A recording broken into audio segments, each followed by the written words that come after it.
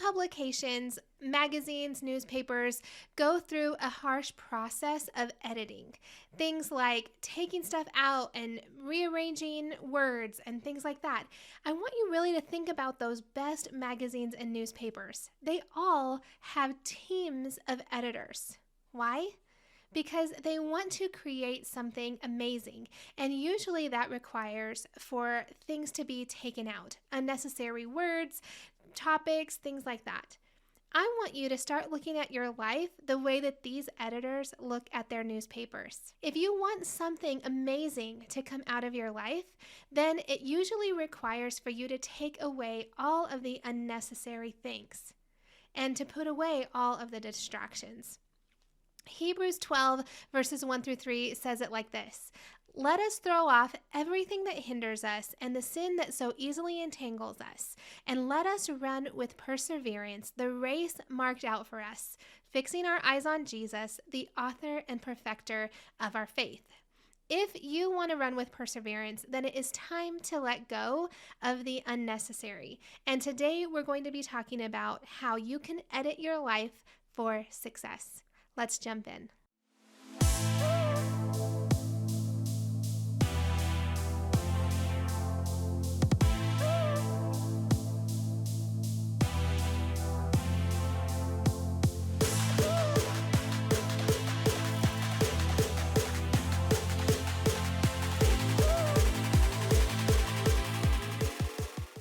Welcome back to The Renewed Mind. I am your host, Ashley Varner. I am a certified Christian life coach, and I love working with women and speaking to women all about having a better mindset, how to take their thoughts captive, and how that grows their productivity and their confidence. And to all of this month, we're talking about time and time management. And I really started thinking about this idea of editing my life whenever I was looking at the way that I was spending my time. So I wanted to share a couple of things today with you on how you can edit your life for success so that it can be the amazing life that God has planned for you. The first thing that I wanted to share is this idea of constraint and holding back. And that might not seem like a great place to start, but really it is time for us to let go of the unnecessary and to edit out the unnecessary. Sometimes whenever we are looking at a magazine, we don't realize that the ending draft, this final product that was printed, is completely different than maybe the first draft was. There are so many things that need to be taken out, things that need to be edited out, even if something is good. Even if it's something that is really useful, if it is not necessary, it gets taken out. And so I want you to start looking at your life. What are the unnecessary things that are part of your life right now? Because if you want something amazing to come out of your life, if you want to truly be able to take hold of all the things that God has for you, you're going to have a hand that is available to take hold of those things. That means letting go of all of the unnecessary. So whenever we do that, whenever we kind of just stop ourselves from taking in everything, what we're doing is we're making room in our lives for our future. You have to do that by letting go of some of the things that are in your present life. So you might be wondering, what am I talking about by that? Well, if you have this future goal of, say, to lose weight, that means that it's going to be necessary for you to take out all of the things that are not useful for you right now in order to reach that goal. So that might mean you editing out going out to eat at fast food every day. That might mean that you edit out being sleeping in until like 11 o'clock in the morning. So I want you to consider that just because something might seem good doesn't necessarily mean that it can't be edited out.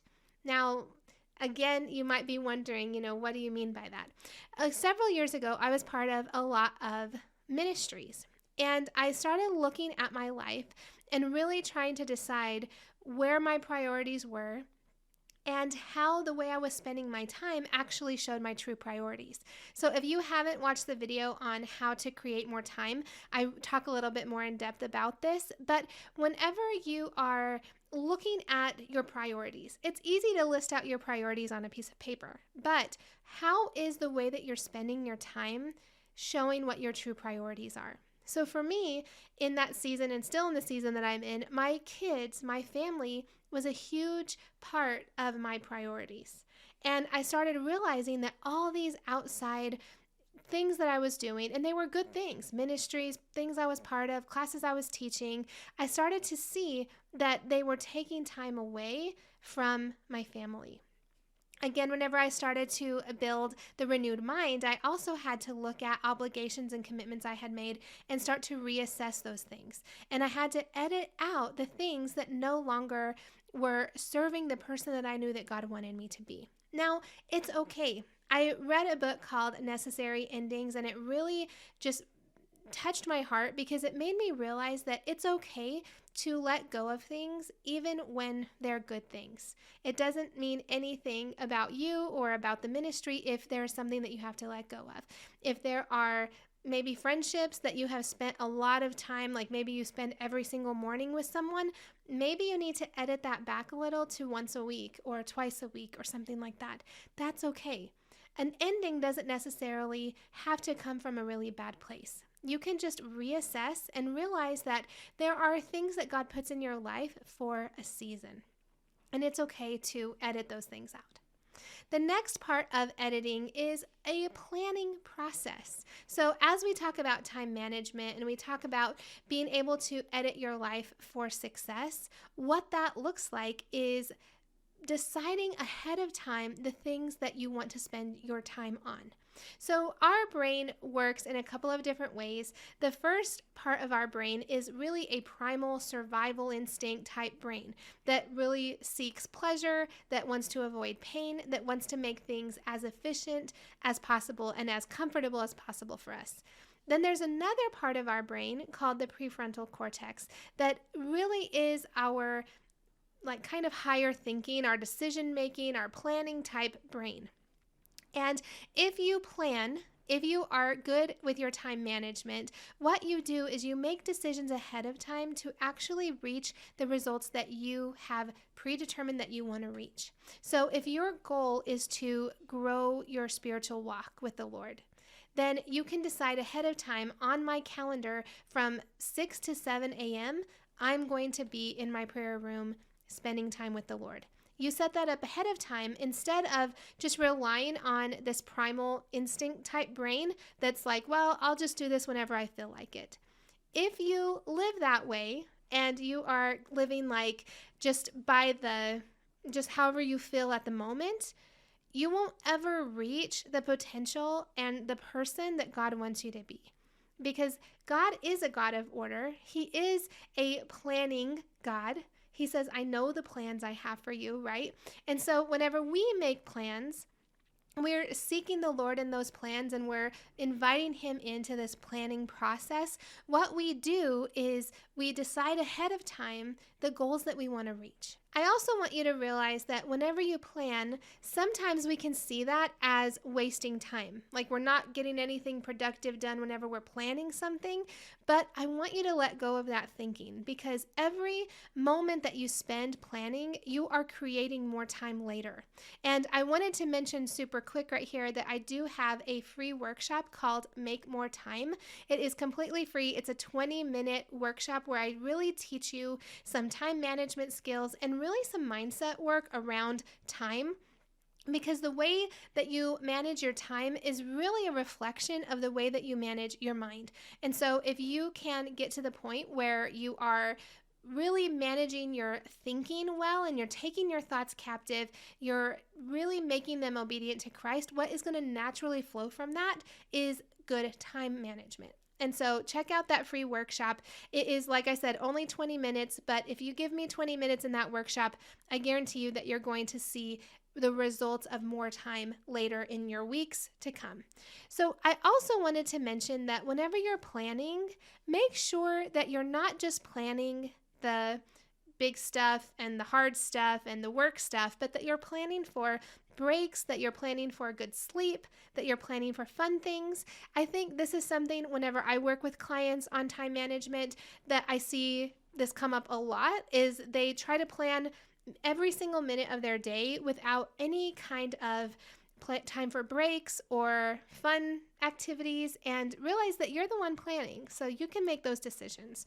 Whenever you edit your life, you can decide, if sleep is important to me, I'm going to edit out maybe those 3 hours of Netflix that I'm watching every night so that I can make room for what's more necessary, which is my sleep.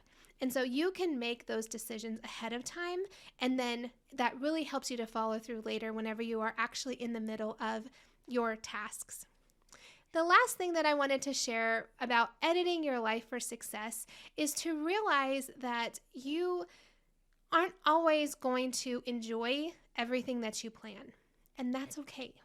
It's okay to plan things and still not be excited to do them. So, and actually I think it's kind of common where whenever you're planning out, imagine if you are setting up a new you are going to run a race and you are setting up your plan for training and you put it all in your calendar. How many of you have made that whole plan and then maybe done 1 or 2 days of the plan, and then the third day you're like, I just really don't feel like doing this. This was a lot more fun when I was planning it, and now I don't want to follow through.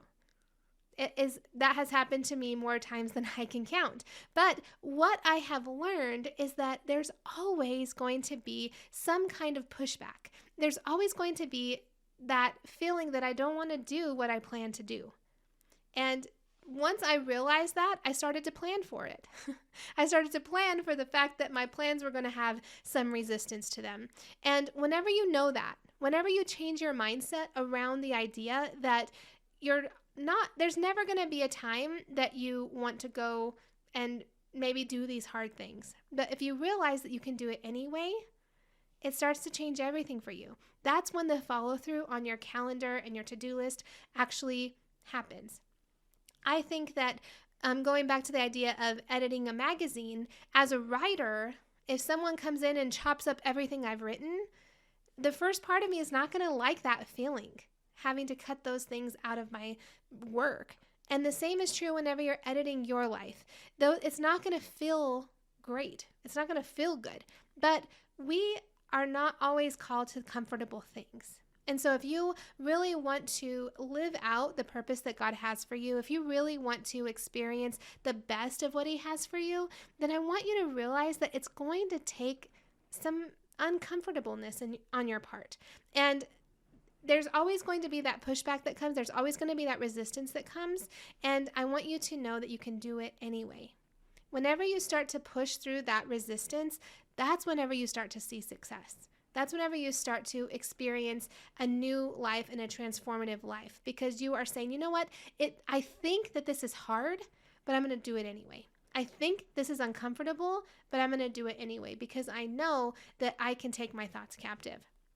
And this is really the idea of changing your mindset to say, I want to do this versus I have to do this. So if you can start changing your mindset and really start shifting the way that you think about time, that is going to be the biggest deciding factor on you actually implementing the things that you want to accomplish in your life and really setting yourself up for success really in any area of your life. And whenever I say success, I'm not just talking about like more money or more whatever. I'm talking about living a life that is pleasing to the Lord and living a life that you enjoy and that you love. That's really what true success is. And so I really hope that this helped you, and to really see that your thinking about time impacts everything else. And so if you are interested in more teaching on that, make sure to grab my free workshop, How to Make More Time. You can find it at ashleyvarner.com/time. And I would love to see you in there and just help you a little bit more to learn how you can change your thinking to really impact your life. So whenever you change your thoughts about time and about your tasks, about your life, about your obligations, you will end up acting out of those new thoughts, and that creates more of the results that you want in your life. All right, that is all that I have for you guys this week. I hope that you enjoyed this entire series on time management. If you did, let me know in the comments so I can create more of this that helps you, because that is really my heart, is to help you in the areas that you need the most encouragement and teaching. So I will see you guys next time. Have a wonderful week.